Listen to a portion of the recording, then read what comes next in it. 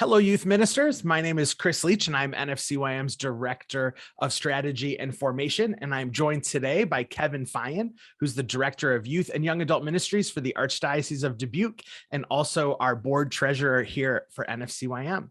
Today, we're having a conversation about 9 things to keep in mind when budgeting your delegation to NCYC in Long Beach.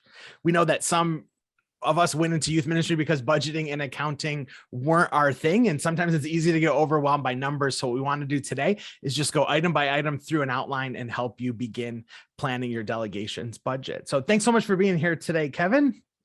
Glad to be here. This is fun. I'm one of those youth ministers who likes money. Who likes money? I can see it behind you. You've got a lot of it, it seems to. That's just today. Yeah, just today. I love it. So the very first thing that we need to be thinking about is the registration fee for NCYC. Right. And so registration for Long Beach right now is right. It's $310. That's for non-members, right? There's a membership discount if you're a member of NFCYM. There is a member discount. Yeah. Yes. Yeah. So you can save money by doing that. And if your group size like more than 2 or 3 people, it's just worth become a member of the organization. Why not? So like $310, and that's a per person rate. That's for adults and kids too, right? So whoever's coming in your group, that's the pass to get into. So that's that main price, and that's the only thing that's consistent in everybody's budget, whether you're coming from Utah or Maine or Hawaii. Everybody pays that amount for the ticket. Okay. Yep. So that gets us in the door at NCYC, but getting to the door, we need to think about some travel to Long Beach and considerations for that. Yeah, and that really depends on where you're coming from. And so there's a lot of different options that are available for there. And it also kind of depends on how big your group size is. So if you've got 8 people going from across the street, you can walk, right? Or you can drive if you're from a few hours, maybe carpooling with a smaller group. Busing is really convenient and easy. It's kind of gets to be a bit more expensive. Airfare is more expensive than busing, but depending on the distance, then you're negotiating time versus money. So yeah, those are the ways to get there. And the best thing on transportation prices is just to get some quotes. So you can call a few different bus companies and find out what their cost would be. Some of them charge by the day, by the mile. They'll give you a whole package. They'll work with you to make sure you're all set. Awesome. And it does vary. So I like that idea, getting a couple quotes for it. Sure. There's travel, but there's also some transportation considerations, like once we're in Long Beach and how to get around. Yeah, so like my diocese history is when we bus from Dubuque to Indianapolis in normal years, and so like we just have those buses to get us back and forth from our hotels. That works. That's part of our deal. If you fly into Long Beach and you're staying far enough away from the convention center, you'd have to find a way to get there, then you'd have to find either a bus or I don't know if there's public transportation. You're not going to fly, but yeah, there's other ground transportation, local ground transportation needs as well, depending on the size of your group. But that's worth exploring and knowing before you get there what your plan's going to be, and make sure you build that into your budget. I think for people flying in, to check the airport website that you're flying into as well to see what the options are from that airport. So absolutely. Yep. Okay, so we're moving around Long Beach. We got to have a place to sleep, and we've got to have housing for the kids. So what should we be thinking about with housing? Well, the cool thing about this is NFCYM has already kind of done a lot of that work for you by pulling together an NCYC hotel block, and you can find more information about that on the website, so please go there. But the hotels that they found kind of have a preset price that's been kind of agreed upon. It's up to $200 a room, something along that, depending on which property you get to. And sometimes you think you can put 4 people in those rooms, and if you can, good. That's going to be the price per person point comes down. But what we've learned in our planning is that generally speaking, it's never that simple as a group is going to bring 2 adult females, 4 young women, and 4 young men, and then they fit perfectly into 3 rooms. We usually have like an adult female and that's an adult male, and they're not married, and then like 2 teens and 3 boys, 2 teen girls and 3 teen boys. So we need 4 rooms for like 7 people. So overall, our average is about 3.1 people per room. Now you can do that math. I'm a nerd, it's what I do, but that seems to be the ratio that works for us when we do our budgeting and our planning. So find out what that price is, find out how many hotel rooms you're going to need based on about 3.1 people per room, and then you do that math and it'll tell you what you're going to need for housing expenses. Awesome. So a lot of people ask us if food is included in the ticket price for NCYC, and it is not. So that's something that leaders are going to have to think about when they get there as well, as how are their young people going to eat? What have you found Yeah, helpful to keep in mind for that? the nice thing about the food not being included is you have the control over that. So there's if you're the kind of person who is comfortable packing food and eating on the go, you're a traveler and you're comfortable being that kind of way. There's ways to make that work convenient for you. Your hotel might have breakfast included, so that's usually pretty easy. Otherwise, if you want to spend a lot of time, you can sit down in a sit-down restaurant if those are available by Long Beach. I'm not familiar with that venue.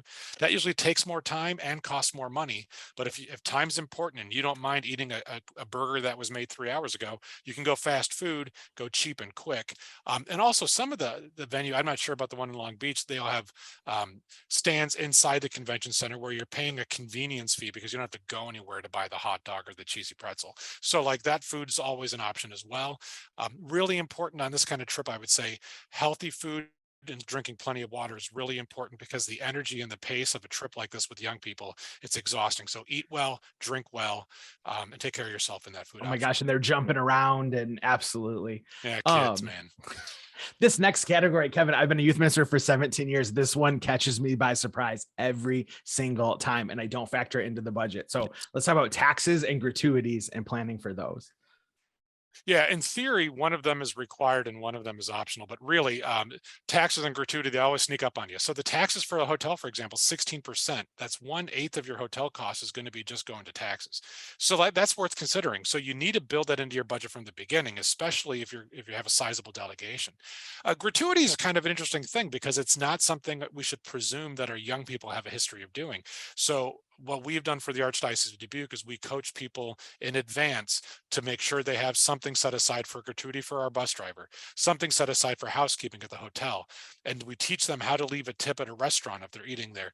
So like those kind of gratuities are not something our kids have the experience of doing. We coach them to that and we build that into their budget because that's usually coming out of cash flow for the individual participants, not necessarily our package price. The taxes we always cover, but the gratuity is something we kind of coach them to do on their own. And by the way, when you're setting aside money for gratuity, we also set aside money for contributions to our favorite Catholic charities. We in the Archdiocese have always made a commitment to making sure that our kids know to give money to either the Catholic Youth Foundation or towards scholarships, whatever the plan is at NCYC when we're there as well. And there's opportunities to give. Yeah, you're right. When you're on site for that. At a Catholic event, you can give money. Okay. there might be a basket. I think it's helpful for people to know too. Sales tax in LA County is 10.25%. So that differs from where you're coming in, just to keep that in mind as well. Yeah. So there's a category we have here. It's just kind of extra miscellaneous things to think about. We've got a good list here if you want to go through those. Well, one of the things that's really kind of interesting about NCYC is the creativity of the attire. So a lot of groups represent where they're coming from they wear it on their sleeves. So hats, trading items, all that kind of stuff is something you might want to spend money on. So that's a swag, t-shirts, backpacks, hats, and you can buy that stuff there. And sometimes you'll buy it and bring it with you as a way of demonstrating where you're coming from. So there's a lot of opportunities for young people to spend money. Important too, that this might be the first time you have some of your young people who are on their own with their own money. And so helping steer financial management, like we can all tell stories about going on a trip and having that kid who for the first time has a $50 bill in his hand and is in front of an ice cream stand.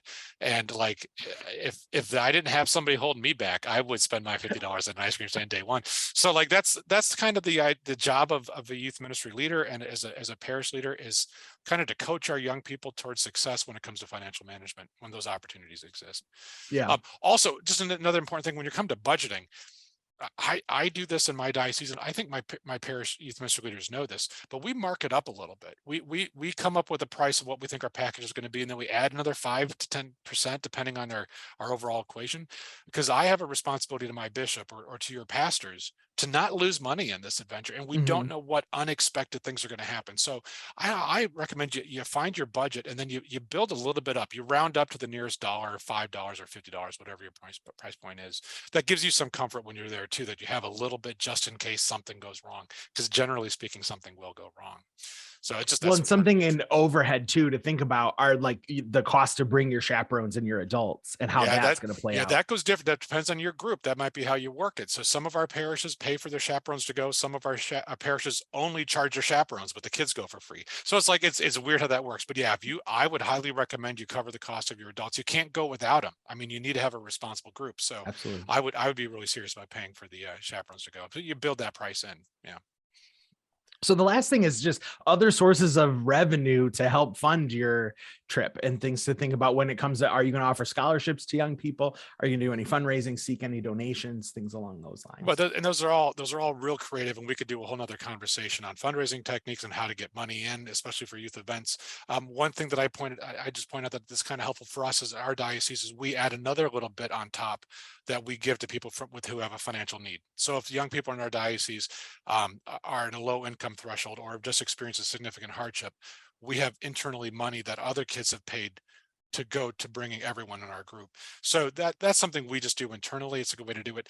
The other thing about fundraising real quick is I think people believe in the mission. If you Absolutely. say to your parish and benefactors, we're investing in our young people, this is an event that's going to change their lives. And for $20, you can cover just their meals on one day, or for $50, you can cover maybe their bus ride. Like if you can spell it out like that, people will write checks to you because they believe in the future of our church and the young people and the positive impact that NCYC brings. So that's what we've seen the most success with. Yeah. Don't sell fire extinguishers or car washes. Just like, please just sell the mission of the church. I think people are willing to invest in that for our young people. And I want to encourage everyone to visit NFCYM's YouTube channel, because in May, we had a conversation about fundraising for travel programs like this and went into a lot of great strategies to help group leaders do that. So that is another resource that is available. Kevin, thank you so much for being here. Just want to remind everyone that the 2022 National Catholic Youth Conference is taking place November 10th through 12th in beautiful Long Beach, California. There's two ways to bring a group to NCYC. The first is to join on to a diocesan delegation if your diocese is sponsoring one. And the second is to purchase tickets and attend as a parish on your own. So you can learn more about all of this at ncyc.us. Thank you so much.